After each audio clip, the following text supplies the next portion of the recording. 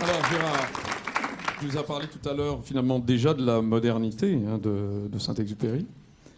Alors, évidemment, ce qui me lie le plus profondément à Saint-Exupéry, c'est le vol. Mais au-delà de ça, c'est le survol. C'est pas tout à fait la même chose.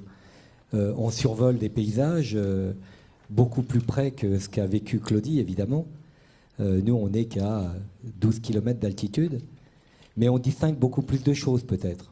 On distingue des tempêtes de sable, on distingue des territoires dont les frontières sont tracées artificiellement, et qu'on se dit là aussi que on est avant tout des terriens, et que en 2009, il nous paraît complètement aberrant, complètement hors du temps de devoir se battre pour des raisons qui n'en sont pas, de voir qu'il y a des millions de personnes qui meurent encore de faim aujourd'hui, mourir de faim aujourd'hui.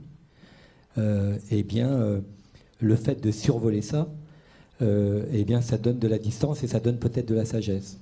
Alors, le premier sentiment, c'est de dire on a survolé et on survole les mêmes choses. Survoler et voler aussi, c'est revenir à ses fondamentaux.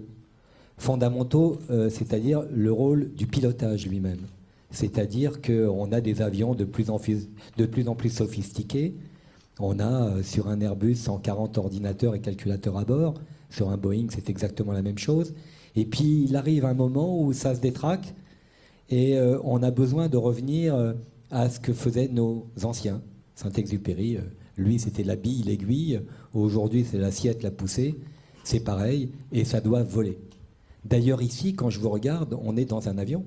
Regardez, c'est exactement un avion. Il y a une cabine de pilotage qui est ici.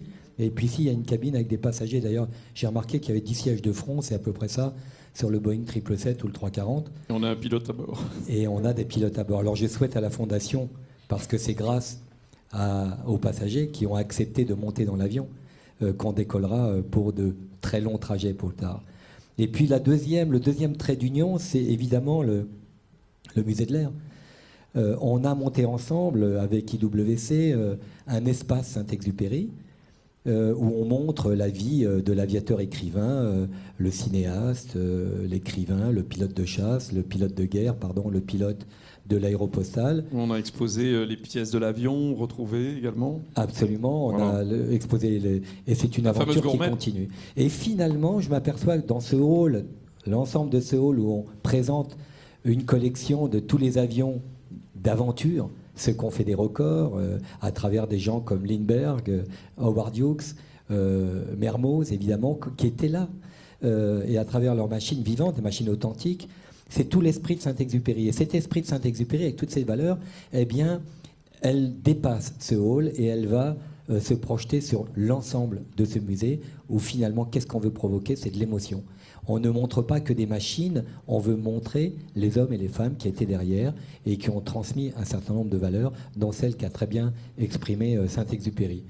Et puis la troisième, et j'en terminerai là, qui me lie un petit peu à ça, c'est, j'allais parler de Nicolas Hulot, mais tout ce qu'on essaie de défendre depuis cette campagne dont j'étais le directeur de campagne, et puis avant j'étais l'un des directeurs de campagne de Coluche.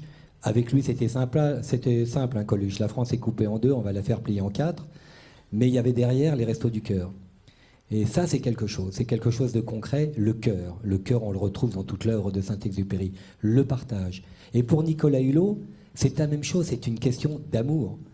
Le pacte écologique signé par 800 000 personnes sur Internet, c'est notre maison commune dont on vient de parler. Et ça nous relie là aussi directement. Comme quoi, on a des tas de traits d'union. Et moi, je m'y sens particulièrement concerné. Alors, longue vie à cet avion-là qui est devant nous, pour une belle carrière et un grand vol long courrier. Alors, on dit toujours courrier. On part en courrier aujourd'hui. Pourquoi? Parce qu'à l'époque de Saint-Exupéry, on partait en courrier. C'est toujours valable aujourd'hui. Merci Gérard.